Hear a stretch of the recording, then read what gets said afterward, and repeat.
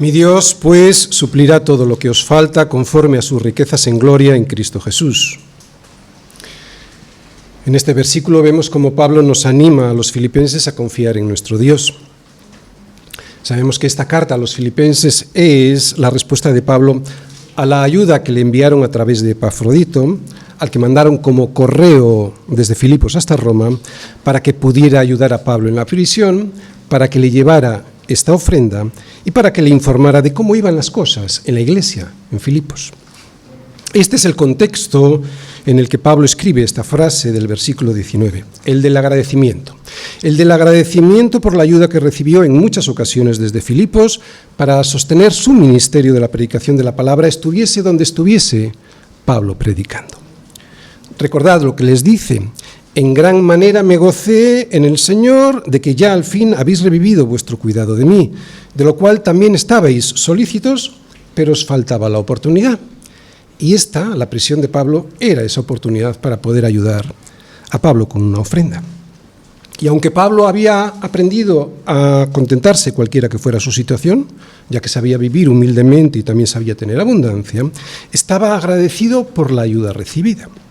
Sobre todo porque lo que de verdad buscaba con las ofrendas que los filipenses le entregaban era lo que Dios hacía con ellas. Primero, sostener la extensión del Evangelio por todo el mundo, por una parte, y por otra, sobre todo, les producía a los filipenses unos frutos en el cielo, unos frutos que Pablo buscaba que abundaran en su cuenta. Por eso Pablo les dice que aunque todo lo puede en Cristo que le fortalece, hicieron muy bien en participar con él en sus tribulaciones. Filipenses les dice: muchas gracias por todo lo que he recibido de vosotros. Tengo abundancia. Estoy lleno habiendo recibido de Epafrodito lo que enviasteis. Pero lo que realmente ha producido este sacrificio que me habéis hecho al despojaros a vosotros mismos para mandarme lo que me habéis mandado, lo que realmente ha producido este sacrificio es un aroma que ha subido hasta el cielo como un olor fragante, como un sacrificio acepto y agradable a Dios. Pablo estaba convencido de que los filipenses irían al cielo. Él les dijo al inicio de esta carta, seguro que lo recordáis: Filipenses, estoy persuadido de esto, que el que comenzó en vosotros la buena obra, la perfeccionará hasta el día de Jesucristo. ¿Podría decir Pablo esto mismo de nosotros? ¿Estamos nosotros entre aquellos en los que Dios ha comenzado su obra? ¿Cómo son los cristianos realmente convertidos? Podemos entender y aceptar el Evangelio y aún así no estar seguros de que todo nos lo va a entregar el Señor, de que todo lo que necesitemos Él nos lo va a dar. ¿Dónde está la seguridad en el creyente? ¿Es posible tenerla? No voy a hablar de la seguridad objetiva de la salvación. Voy a hablar de la seguridad subjetiva en el creyente. La seguridad objetiva la tenemos una vez que hemos entregado nuestra vida a Cristo. La seguridad subjetiva es esa que sentimos. Empezaremos diciendo lo siguiente para no engañarnos. El que dice yo le conozco y no guarda sus mandamientos, el tal es mentiroso y la verdad no está en él. Pero el que guarda su palabra, en este verdaderamente el amor de Dios se ha perfeccionado. Por esto sabemos que estamos en él. Por lo tanto, el que dice que permanece en él debe andar como él anduvo. Bien, pero una vez dicho esto, y que tenemos que dar por sentado, voy a dedicar toda la predicación a exponer el argumento que nos da Pablo para que los filipenses tengamos la convicción de confianza y seguridad que él tenía, que es que si Dios ya hizo lo más grande al enviar a morir a su Hijo, ¿por qué no iba a hacer ahora, lo menos, manteniéndonos en esa salvación ya dada? Y es que los versículos en los que nos vamos a centrar hoy nos hablan de que Dios no es solo Dios. Dios es también mi Dios. Un Dios personal al que Pablo llama Padre nuestro, lo que indica que somos una familia. Versículos del 19 al 20. Mi Dios, pues, suplirá todo lo que os falta, conforme a sus riquezas en gloria en Cristo Jesús. Al Dios y Padre nuestro, sea gloria por los siglos de los siglos. Amén. La seguridad del creyente, ¿dónde está? Está en que Dios es mi Dios. Filipenses 4, versículos del 19 al 20. Bien, el tema del sermón de hoy es ver dónde está nuestra seguridad en la vida, y Pablo lo tiene claro. Nos dice que está en Dios, en un Dios que era suyo y nuestro, en un Dios muy personal que va a suplir sí o sí todo lo que nos falta. Como he dicho antes, no voy a hablar de la seguridad objetiva de la salvación. Justificados, pues, por la fe, tenemos paz para con Dios por medio de nuestro Señor Jesucristo. Esta es la seguridad objetiva. Si somos justificados, después de haber puesto toda nuestra confianza en Cristo y rindiéndonos a su señorío, Dios firma la paz con nosotros. Es una paz objetiva. Ya la puedes sentir o no sentir, Dios dice que tienes la paz. De lo que voy a hablar no es de eso, sino de la seguridad subjetiva, con la que puede y debe vivir un creyente que ya ha sido salvado. Y el tema de hoy lo voy a exponer a través del siguiente esquema. Primera parte. Los dioses que se enfrentan a mi Dios. Segunda parte. Mi Dios no solo es doctrina. Tercera parte. Mi Dios no solo es experiencia. Cuarta parte. Mi Dios es un Dios al que conozco. No es superstición, no es filosofía, no es tan solo teología. Quinta parte. Mi Dios me ha demostrado su amor. Sexta parte. Mi Dios es seguro. Primera parte. Los dioses que se enfrentan a mi Dios. Mi Dios, pues, suplirá todo lo que os falta conforme a sus riquezas en gloria en Cristo Jesús. Hay muchos ídolos en esta vida que se pueden convertir en mis dioses. De hecho, muchas veces yo sustituyo a mi Dios verdadero por ellos. Este es el problema de los ídolos, que me separan de Dios, que me separan de mi Dios. Por eso estos ídolos me hacen vivir dudando de que será mi Dios quien supla todo aquello que me falta. Claro, cuando yo los sustituyo por los ídolos, espero en esos ídolos, y por lo tanto, al esperar en esos ídolos, ya no confío en mi Dios. ¿Os dais cuenta? Voy a hacer una lista no exhaustiva de varios ídolos que pueden aparecer por el camino de mi vida y a los que podemos agarrarnos casi sin darnos cuenta. A ver si sacándolos a la luz y poniéndolos en evidencia, podemos enfrentarnos a ellos y derrotarles en cuanto les veamos en el horizonte. Podemos confiar en nuestro Dios cuando dejemos de hacerlo en los ídolos. Otra vez estamos hablando de la seguridad subjetiva que tenemos, no de aquello que ya Dios hizo en una cruz por nosotros y en lo que nosotros hemos creído, sino el día a día. ¿Cómo podremos estar seguros de que nuestro Dios nos va a suplir en todo lo que necesitemos?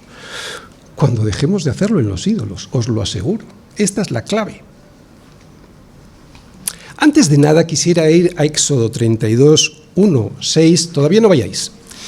Ahora os digo cuándo. Éxodo 32, sí, porque quiero que estéis atentos a esto que voy a decir. Éxodo 32, 1, 6, para recordar una historia del Antiguo Testamento. Historia que cuando la leemos produce en nuestro rostro una ligera mueca de irónica superioridad al ver la ingenuidad del pueblo de Israel. Y sin embargo, ahí mismo estamos nosotros retratados. No somos ni mejores ni más listos que ellos. Vamos a hablar del becerro de oro. Ellos se reirían de nuestro becerro más importante, más absurdo y al que más caso le hacemos. ¿Cuál es? La televisión. Éxodo 32, versículos del 1 al 6.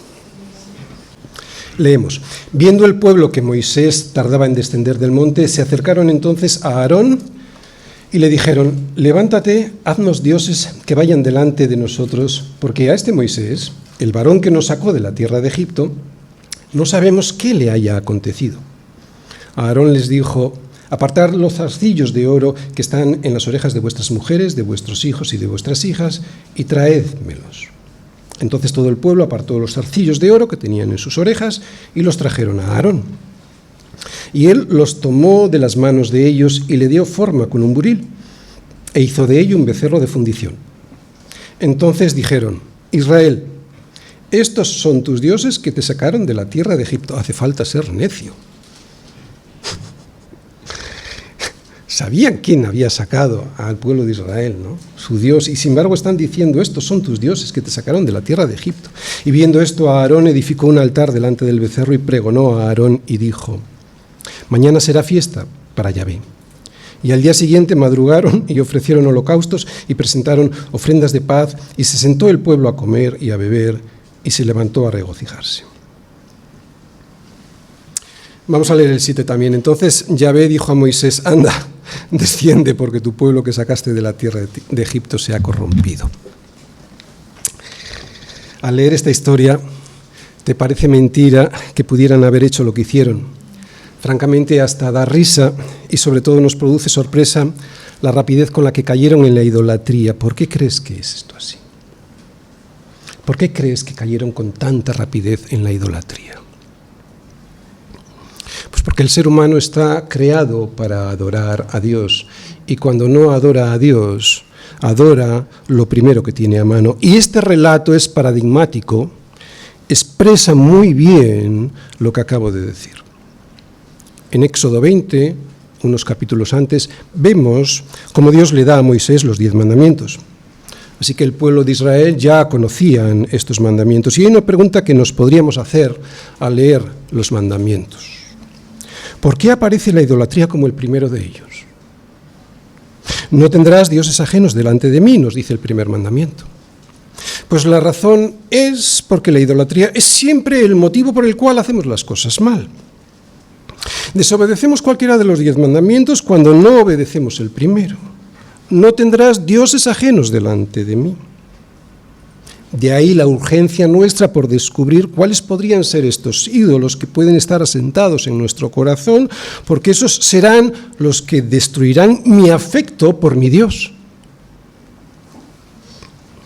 No es fácil derribarlos del trono de nuestro corazón, pero nunca lo podremos hacer si no los identificamos y no admitimos lo que son.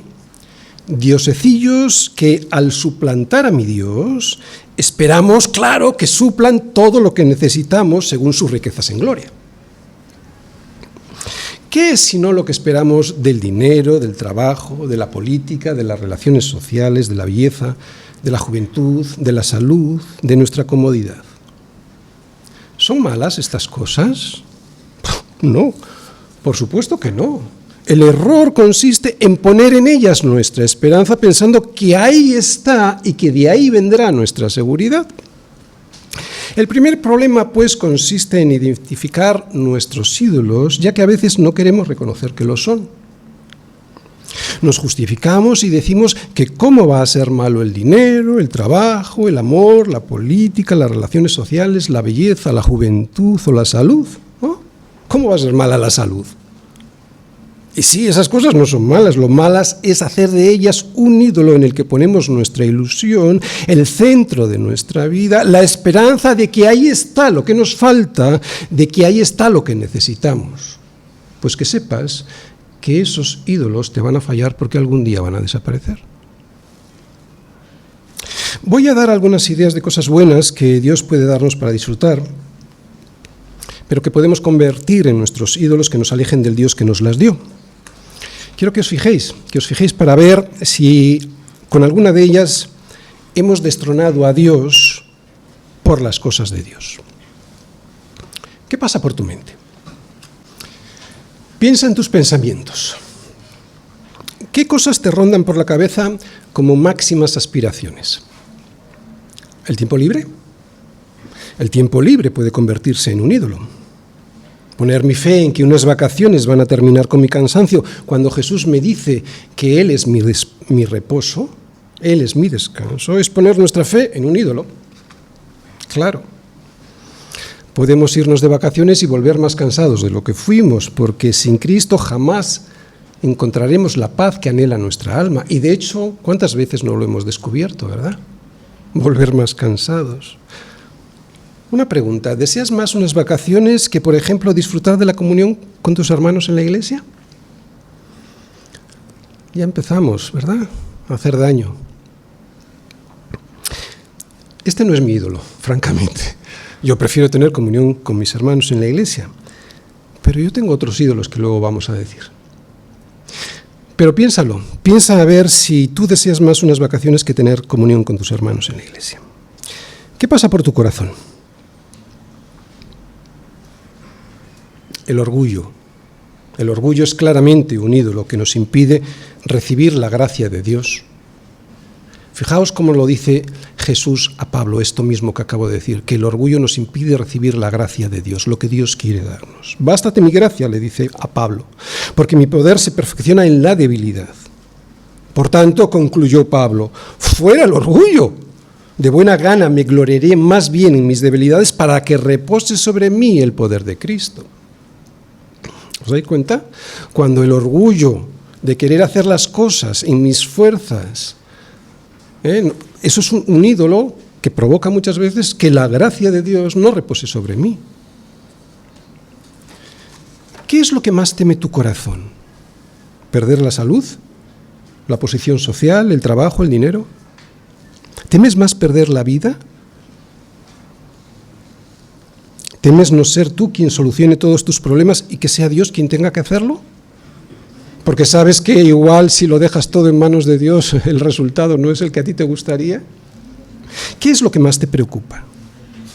¿Qué es lo que te provoca ansiedad? ¿Cuál es tu mayor esperanza? ¿Qué es lo que más te apasiona?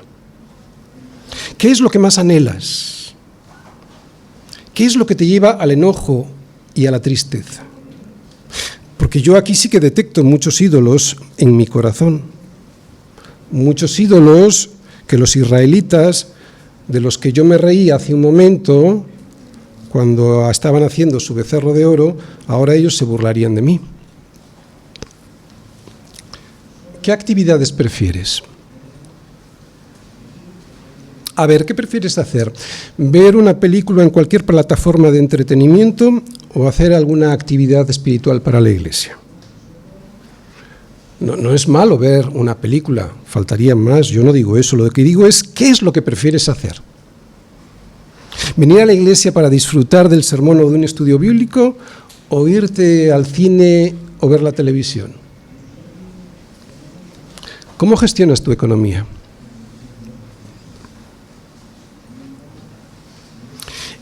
¿En qué gastas el dinero que tienes disponible después de haber pagado todos los recibos que tienes que pagar? ¿Gastas con más alegría en el reino de los cielos o para tus deleites? No digo que no haya que gastar en alguna ocasión para divertirnos, lo que pregunto es, ¿en qué prefieres gastarlo? ¿Cómo son tus relaciones personales? ¿Quién es la persona que más amas? ¿Tienes algún amigo que te aleje de Dios? Y atención, ¿tienes o deseas alguna relación amorosa que te separa de Dios? No solo que la tengas, sino que la deseas y que eso te separe de Dios. ¿A quién deseas agradar más? ¿Cómo es tu relación con Dios? ¿Qué sientes cuando Dios no te responde como te gustaría que lo hiciera? No digo en un primer momento, es normal sentir frustración cuando deseas algo que crees que es correcto desear y resulta que no te llega. Lo que digo es, si confías en que Dios sabe qué es lo mejor para ti, o te pasas la vida frustrado y enojado porque Dios no te da lo que crees que mereces. Y en situaciones así, ¿te has alejado más de Dios o por el contrario te has acercado más a Él? Otra pregunta. ¿Has dudado alguna vez de la bondad de Dios? ¿Qué piensas de tu pasado y qué deseas para tu futuro? Muy interesantes estas preguntas. ¿Qué cambiarías de tu pasado? ¿Hay algo de lo que te arrepientas y que desearías cambiar? ¿Y qué es? ¿Es algo espiritual o es algo material? ¿Cuál crees que es tu mayor necesidad? ¿Tener el poder de Dios sobre tu vida para disfrutar de una mayor santidad? ¿O tenerlo para poder suplir cualquier otra necesidad, aunque sea esta necesidad lícita? ¿Qué es lo que más desearías que te ocurriera en el futuro? Y si no ocurre, ¿estarías satisfecho en Dios o te sentirías frustrado y ansioso al no pasar lo que deseas que pase? Todas estas preguntas nos pueden ayudar a discernir si hemos reemplazado a mi Dios por estas otras cosas, algunas buenas, aunque convertidas en ídolos, en los que ponemos todas nuestras esperanzas de que sean ellas las que nos suplan lo que nos falta. Si has identificado algún ídolo en todas estas preguntas, no dudes en derribarlo. ¿Sabes por qué? Porque si eres un hijo de Dios, si no, no. Pero si eres un hijo de Dios, tendrás que soportar la disciplina de Dios como le ocurrió al pueblo de Israel cuando hirió al pueblo, porque habían hecho el becerro que formó a Aarón. Yo puedo decir, en base a mi experiencia, que jamás me fue bien sin mi Dios, que nunca me fue mal depositando en Él toda mi confianza y no en los ídolos. Y aunque sigo trabajando en ello para derribarlos, sigue habiendo ídolos, muchos, y los odio con toda mi alma. No hay cosa que odie más profundamente que a esos ídolos, porque esos ídolos son los que me separan de mi Dios. Recordad, el gran problema del pueblo de Dios, de Israel en su día y de la Iglesia hoy, ha sido y son los ídolos. Y un ídolo puede ser también la doctrina, que es necesaria y fundamental, pero a la que podemos poner en el trono que le corresponde solo a Dios. Segunda parte. Mi Dios no solo es doctrina. Mi Dios, y he subrayado la palabra Dios por un motivo, y es porque no he quitado la palabra mía ahí, pues suplirá todo lo que os falta conforme a sus riquezas en gloria en Cristo Jesús. Como digo, he subrayado la palabra Dios porque conocemos a personas que solo se centran en la doctrina. Y reconozco que en ocasiones yo también he caído ahí. Pero en este versículo Pablo no solo nos menciona a Dios, sino que él dice que es su Dios. Es fundamental conocer a Dios, solo faltaría, a través de su palabra, esa palabra que él nos ha revelado. El estudio de la revelación de Dios que él nos da a través de la palabra debiera ser nuestro interés más importante. No existe un objeto de estudio más importante que la teología. No creo que haya nada que pueda ser más apasionante que estudiar en profundidad quién es Dios, cuáles son sus atributos, quién es Dios y qué es lo que Él desea para el hombre. Es de necios no interesarse en esto. El problema surge cuando este interés lo ponemos en el altar que le corresponde solo a Dios. Cuando nuestro interés por Dios es puramente académico, entonces es cuando tenemos un problema. Conocemos todos a cristianos muy eruditos, verdaderas eminencias, gente que está muy preparada, pero que solo tiene eso, el conocimiento de Dios, pero no es un Dios que sea su Dios. Conocen la verdad. Y esto es estupendo, porque la verdad la desconocen muchos, pero la verdad no les conoce a ellos. Hijo, es tremendo. Y es un drama, porque en aquel día la verdad que es Jesucristo les dirá, nunca os conocí. Y esto es lo que a mí más me aterra. Sí, porque como maestro de la palabra, tener conciencia de la verdad y enseñarla claramente no me va a ser suficiente si Dios no es también mi Dios. Este es un gran problema para muchos, que Dios sea esencial en nuestro sistema de pensamiento, pero que no sea alguien al quien conocemos, alguien con quien tener una relación personal. Doctrina y nada más. Pero podemos correr otro peligro, que es el contrario, que Dios tan solo sea una experiencia sin base doctrinal alguna. Mi Dios no solo es experiencia. ¿Os dais cuenta? Ahora he subrayado solo la palabra mí, ¿vale? Mi Dios, pues, suplirá todo lo que os falta conforme a sus riquezas en gloria en Cristo Jesús. Como digo, he subrayado la palabra mí porque Dios no solo puede ser mí. Conocemos a muchos creyentes que no solo no saben nada de doctrina, es que además, y lo que es peor, no quieren saber nada. Nada de eso les interesa lo más mínimo. Les observas y solo ves experiencias místicas. Cuando hablas con ellos solo te cuentan las experiencias que tienen, las experiencias que sienten. Y si te fijan, solo hablan de ellos. Mi. Pero Dios queda relegado simplemente a ser esa sirvienta que les sirve en sus necesidades. No le conocen realmente, no saben nada de sus atributos. Más allá de ciertos estereotipos, no conocen nada, ciertos estereotipos que no le hacen justicia a Dios, por supuesto. Para ellos Dios es, sí, claro, amor, bondad y misericordia, pero no conocen nada de su ira, ni de su juicio, ni de su justicia, ni de su soberanía, ni de su inmutabilidad, ni de su supremacía, ni de cómo son sus decretos. No saben nada de su gracia porque la confunden con sus deseos. No saben nada de Dios porque solo sienten algo que dicen que sienten. Solo hacen referencia a ellos y a lo que ellos sienten. Esto que acabamos de analizar, los dos extremos, es un gran problema en la Iglesia. Creyentes que solo saben de teología, verdaderos expertos en el conocimiento de Dios, pero que jamás han tenido una relación personal con Él, o aquellos que solo hablan de sus experiencias porque en realidad no saben nada de Dios, no conocen a Dios como Dios quiere que sea conocido, que es a través de la revelación de su palabra, del Espíritu Santo y de la Iglesia. Pero si os fijáis, ninguno de los dos extremos los vemos en ninguna parte de la Biblia. A los autores inspirados por Dios para escribir cualquiera de los libros de la Biblia, siempre les vemos hablando de que Dios es su Dios. Vemos un equilibrio entre doctrina y experiencia, entre conocimiento y relación íntima con un Dios que quiere tener esa relación personal y muy especial con sus hijos. En la Biblia, pues, encontramos este equilibrio entre ambas cosas, entre doctrina, la doctrina que nos enseña quién es Dios, y la experiencia con mi Dios. Cuarta parte. Mi Dios es un Dios al que conozco. Mi Dios, pues, suplirá todo lo que os falta conforme a sus riquezas en gloria en Cristo Jesús. Al Dios y Padre nuestro sea gloria por los siglos de los siglos. Amén.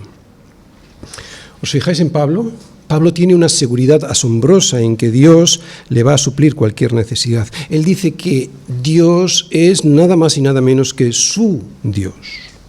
Estos dos elementos que están subrayados ahí, mi y Dios, han de estar en mi vida presentes siempre, en todo lugar y al mismo tiempo. En todo lugar y al mismo tiempo. Mi Dios. Cuando esto ocurre así, entonces es cuando muestro mi seguridad en que Dios siempre será el que supla todo lo que necesite.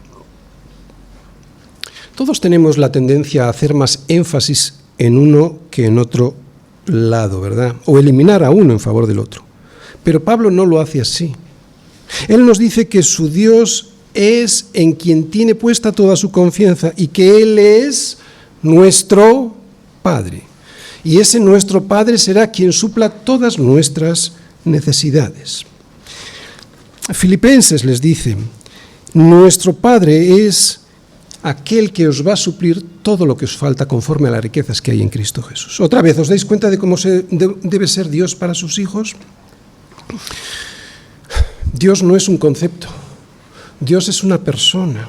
Para nosotros es una persona, es una combinación perfecta entre el conocimiento que tenemos de esa persona, muy necesaria para saber quién es Él, para saber qué pedir, para saber qué esperar,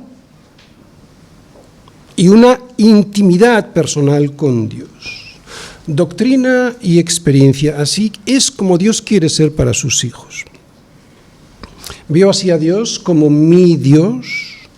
Hablo de Él con respeto, sí, pero sabiendo que es nada más y nada menos que mi Dios personal. Veo a Dios en Jesucristo y le siento como mi Cristo, como mi Señor, como mi Salvador, el que me sacó a mí personalmente del muladar en el que me encontraba y que al mismo tiempo es mi hermano mayor, aquel con quien voy a ir a heredar. Porque si somos hijos de Dios también somos sus herederos. Herederos de Dios y coherederos con Cristo. ¿Os dais cuenta? Este es nuestro Dios. Veo así a Dios en Jesucristo, alguien tan cercano y familiar que Dios mismo me dice que soy su heredero y coheredero con Cristo. Cualquier otra creencia que no sea en la verdad que es Jesucristo será superstición, filosofía, incluso teología, que aunque sea cierta, de poco me vale si Dios no es mi Dios, el que me suple en todo lo que me falta. No es superstición. Fijaos, hay muchos, y seguro que conocéis a algunos, incluso salen en prensa, que creen en algo a lo que llaman Dios. Para ellos es una fuerza, algo así como un poder más allá de su entendimiento.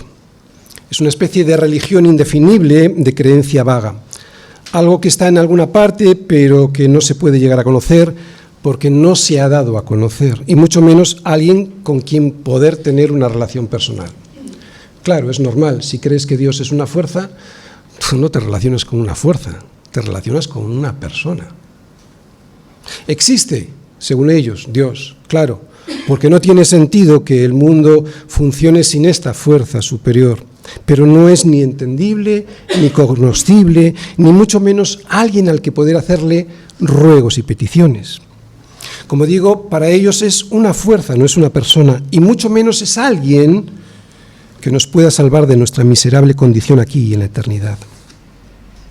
Hay gente que cree así en Dios, pero si no creen en aquel que le envió, en su Hijo Jesucristo, y se rinden a Él, de nada les vale. Es lo que Jesús nos dijo. El que cree en mí, no cree en mí, sino en el que me envió. Y el que me ve, ve al que me envió. Jesucristo diciéndonos que es Dios mismo. Otra vez, el que cree en mí, no cree en mí, sino en el que me envió. Y el que me ve, ve al que me envió. No es filosofía.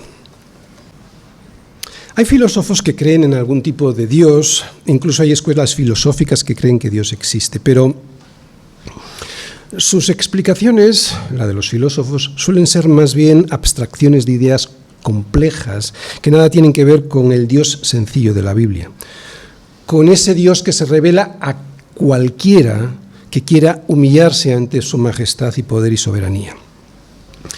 Nosotros lo sabemos muy bien, nuestro Dios es un Dios que se revela tanto a un humilde agricultor como a un doctor en ingeniería, porque la humildad necesaria para aceptar que Dios es Dios nada tiene que ver con los estudios que uno tenga. No se trata de inteligencia, se trata de humillarse. Versículos 19 al 20, los volvemos a leer. Mi Dios, pues, suplirá todo lo que os falta conforme a sus riquezas en gloria en Cristo Jesús. Al Dios y Padre nuestro, sea gloria por los siglos de los siglos. Amén. ¿Veis? ¿Os fijáis? El Dios que nos muestra Pablo en estos versículos es un Dios que no tiene nada que ver con la superstición de algunos o con la filosofía de otros. Es un Dios íntimo.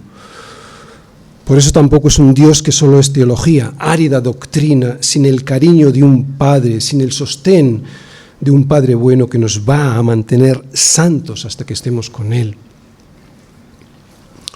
No solo es teología. Como hemos dicho antes, Dios no solo es teología, Dios no es un concepto teológico, aunque está muy bien que la teología nos defina quién es Dios y sus atributos. ¿Por qué? Porque es necesario que nuestra doctrina sea sana y correcta para que nuestra santidad también lo sea. Sin una doctrina correcta, nuestra santidad peligra, ¿lo sabíais? Hay gente que piensa que no es importante la doctrina, pero sí lo es, porque sin una doctrina correcta nuestra santidad peligra, porque si la doctrina me enseña cosas equivocadas, mi santidad estará equivocada. Es muy importante la doctrina, la sana doctrina. Yo he escuchado algunas veces a personas que han llegado a la iglesia diciendo que han escuchado a pastores que les han dicho que no importa con quién salgan, que mejor si es un incrédulo porque así le pueden llevar a Cristo y que se pueden casar con Él. Dios mío, ¿cómo puedes decir eso? Claro, quieres llenar la iglesia con todo tipo de personas, pero lo que estás diciendo es que el yugo desigual, eso es algo que Dios acepta. ¿Veis? Como una doctrina equivocada, es un ejemplo simplemente, como una doctrina equivocada nos puede llevar a una santidad que nos destroce la vida. Otra vez, la doctrina es muy importante. Dios, como vemos en el apóstol Pablo, es alguien que desea ser conocido y por eso se da a conocer. Dios se da a conocer. De ahí que la teología sea necesaria. Dios se da a conocer para que le conozcamos bien qué es lo que Él quiere. Pero además es alguien que quiere que tengamos una relación de comunión e intimidad con Él. Él quiere tener una relación de comunión con su creación más amada. Es alguien con el que podemos hablar y que nos sustenta en todo aquello que realmente necesitamos, no en aquello que creemos que necesitamos.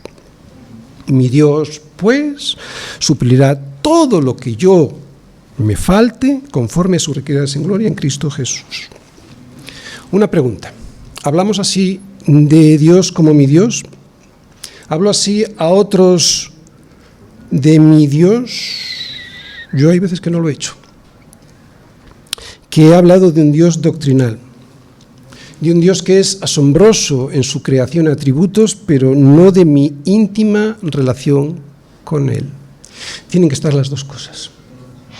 Tienen que estar las dos cosas. Mi Dios, ¿es esta mi experiencia con Él? Mi Dios, o solo es pensamiento abstracto, teológico, filosófico o incluso supersticioso. ¿Amas a Dios? Piénsalo bien. ¿Amas a Dios? Y si lo amas, ¿por qué lo haces? ¿Lo amas porque te gusta estudiarlo como un concepto doctrinal o por miedo supersticioso? Por si acaso existe, no vaya a ser que te quedes fuera del cielo. Es que hay mucha gente, muchos cristianos, que vemos a Dios como algo supersticioso. No le conocemos y no le amamos como Él desea que sea amado. Vamos a acercarnos a la iglesia por si acaso existe para que yo tenga una puerta de acceso, ¿verdad? Otra vez, ¿amas a Dios de verdad? Porque Él sí ha demostrado tu amor por ti, su amor por ti. Quinta parte. Dios me ha mostrado su amor. Mi Dios, pues, suplirá todo lo que os falta conforme a sus riquezas en gloria en Cristo Jesús. Al Dios y Padre nuestro sea gloria por los siglos de los siglos. Amén. Pablo es con Dios como un niño lo es con su padre. ¿Cómo son los niños con su padre? Están orgullosos de su padre, ¿verdad? Está orgulloso de él y por eso no se avergüenza de Dios, todo lo contrario, sabe que todo lo que Dios es, su amor, su poder, su fuerza, su supremacía y su soberanía, están con él y no contra él. Incluso que su ira ya no está contra él. Él es su padre, lo sabe y por eso le ama. ¿Os dais cuenta? Pablo habla en estos términos de Dios, mi Dios, nuestro Dios. Oye, iglesia, el Señor nuestro Dios, el Señor uno es. Y amarás al Señor tu Dios de todo tu corazón y de toda tu alma y con todas tus fuerzas. Y estas palabras que yo te mando hoy estarán sobre tu corazón. ¿Dónde estarán? Sobre tu corazón. ¿Está así Dios sobre nuestro corazón o solo lo está sobre nuestra mente? ¿Entendéis lo que quiero decir? ¿Vemos a Dios como lo veía Pablo o ya estamos tan acostumbrados a verle así que por eso ya no nos asombra semejante Dios, que Dios tan asombroso esté de nuestra parte? Este es un punto muy importante porque hay gente que cree en Dios, realmente que cree en Dios, pero que no le ama como Dios quiere que le ame, porque siente que este Dios no está de su parte. Cree que lo único que Dios pretende es hacerle la vida imposible. Sigue a Dios, pero no le ama. ¿Por qué? Porque solo ve reglas e imposiciones, pero Dios no es así, porque Dios muestra su amor para con nosotros en que siendo aún pecadores, Cristo murió por nosotros. Claro que me ha mostrado su amor, Dios me ha mostrado su amor muriendo por mí antes incluso de que yo aceptara ese regalo. Por eso nosotros le amamos a Él. ¿Por qué? Porque Él nos amó primero. Claro. Y si Dios me ha demostrado su amor de esta manera tan radical y contundente, muriendo en mi lugar, entonces yo no puedo dudar de su amor. Yo no puedo dudar de su amor en el resto de las cosas. No puedo pensar que lo que Él quiere es destrozar todos mis planes personales. ¿O sí? ¿O sí, para que no termine con mi vida destrozada? Podría ser. Es un Dios que me ama, por eso ha pactado conmigo que jamás me dejará. ¿Lo sabías? Él ha hecho un pacto. Él ha hecho un pacto contigo, y en ese pacto, si lo resumimos, dice: yo no te abandonaré jamás. No os preocupéis por el futuro, nos dice Pablo, y también Dios, porque Dios ha pactado con su pueblo diciéndonos: me voy a dedicar a vosotros.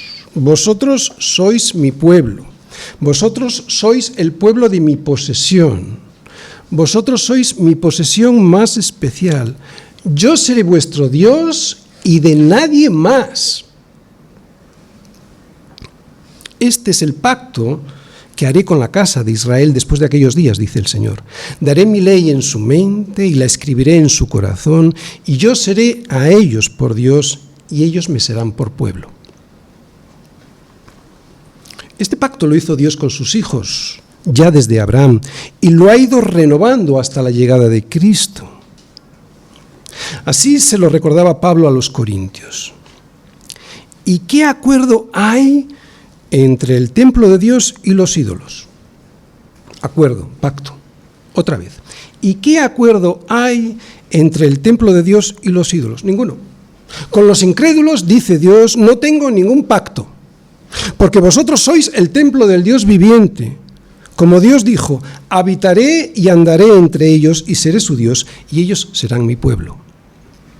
O como nos lo recuerda el libro de Hebreos: por lo cual este es el pacto que haré con la casa de Israel después de aquellos días, dice el Señor. Pondré mis leyes en sus mentes y sobre su corazón las escribiré, y seré a ellos por Dios y ellos me serán a mí por pueblo.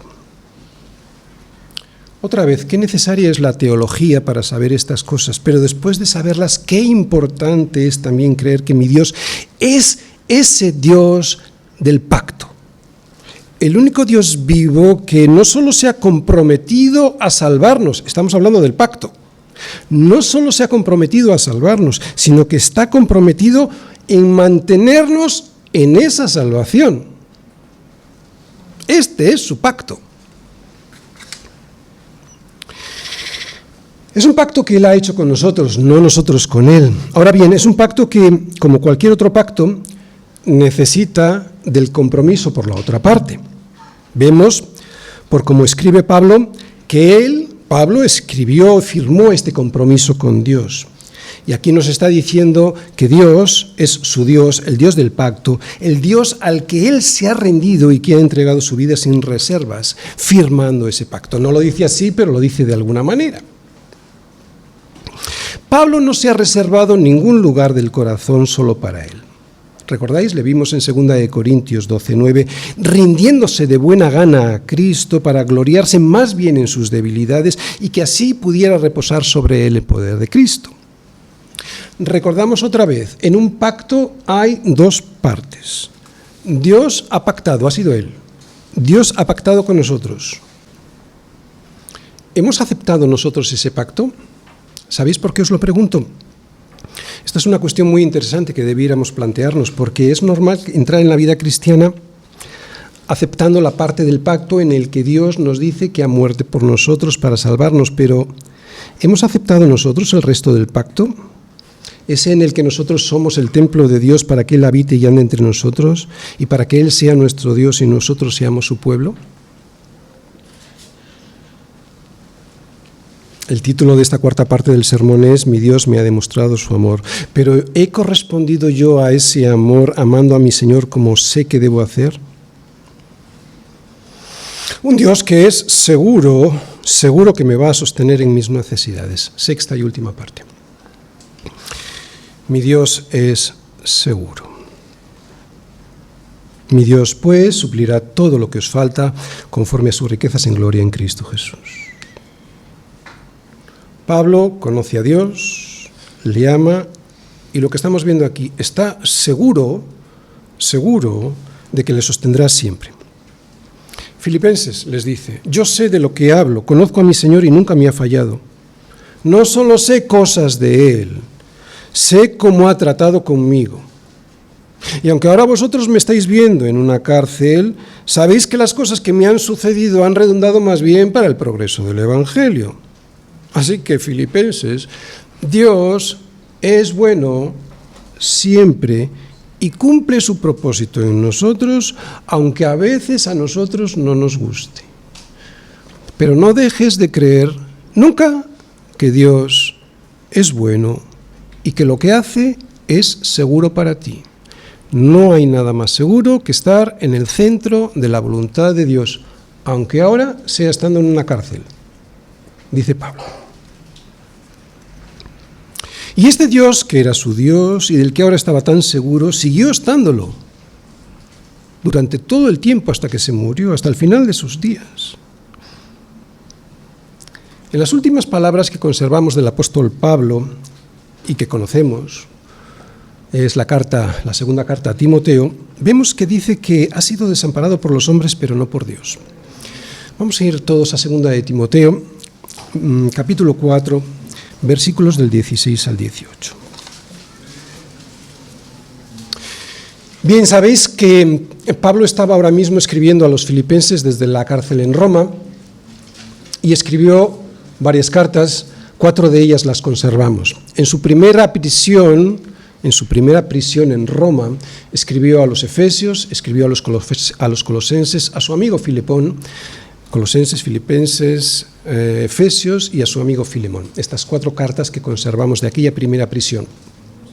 Fue puesto en libertad y a los pocos años, muy poquitos después, debido a una gran persecución por parte del Imperio Romano a los cristianos, Pablo volvió a caer preso en Roma. Y estas palabras son de Pablo en esa segunda prisión, no en esta primera. Dice así: en mi primera defensa, o sea, cuando él se estaba defendiendo de las acusaciones, ¿vale? En mi primera defensa ninguno estuvo a mi lado, sino que todos me desampararon. No les sea tomado en cuenta. Pero el Señor estuvo a mi lado y me dio fuerzas. ¿Para qué? Para que por mí fuese cumplida la predicación y que todos los gentiles oyesen. ¿Os dais cuenta los propósitos de Dios? Así fui librado de la boca del león, y el Señor me librará de toda obra mala y me preservará para su reino celestial. A Él sea la gloria por los siglos de los siglos. Amén. Poco tiempo después, Pablo fue decapitado, pero sin duda su Dios es seguro porque le preservó para el reino celestial. Mi Dios es seguro hoy y lo será hasta el final. Termino. Una vez que sabemos que hemos sido salvados, tenemos que también saber que seremos sostenidos en esa salvación. No tiene ningún sentido que Dios haga lo más, enviando a morir en una cruz a su Hijo amado, para que ahora nos deje abandonados a nuestra suerte sin mantenimiento. ¿Sí? El Dios que Pablo conocía, el Dios que Pablo nos muestra en todas sus cartas, es el Dios que en Jesucristo nos ha dicho: he aquí yo estoy con vosotros todos los días hasta el fin del mundo. El Dios que Pablo conocía y que aquí nos dice que todo lo que nos falta nos lo va a suplir conforme a sus riquezas en gloria, es el mismo que le dijo a Josué: conforme a yo estuve con Moisés, estaré contigo. No te dejaré ni te desampararé. Dios no ha cambiado, sigue siendo el mismo. Es el Dios del pacto. ¿Hay alguien aquí que no pueda decir, como dice Pablo, mi Dios? ¿Hay alguien aquí que no le conoce? ¿Hay alguien aquí que no cree que esté vivo y que es real? ¿Hay alguien aquí que sí cree que está vivo y que es real, pero que todavía no ha sido capaz de tener esta experiencia del apóstol Pablo con su Dios? Pues si es así, arrepiéntete de tus pecados, ríndete a su señorío, obedece a Cristo y Él te dará su poder a través del Espíritu Santo para que puedas confiar en Dios como tu Dios y dejes atrás todos esos ídolos que adoras en tu corazón. Te recuerdo otra vez que todo aquel que no adora a Dios, adora cualquier otra cosa. Yo puedo decir en base a mi experiencia que jamás me fue bien sin mi Dios, que nunca me fue mal depositando en Él toda mi confianza y no en los ídolos. Y aunque sigo trabajando en derribarlos, no hay cosa que odie más profundamente que a todos esos ídolos. Con todo mi corazón deseo que todos aquí podamos ir caminando juntos hacia la presencia del Señor, confiando siempre en Él. Amén.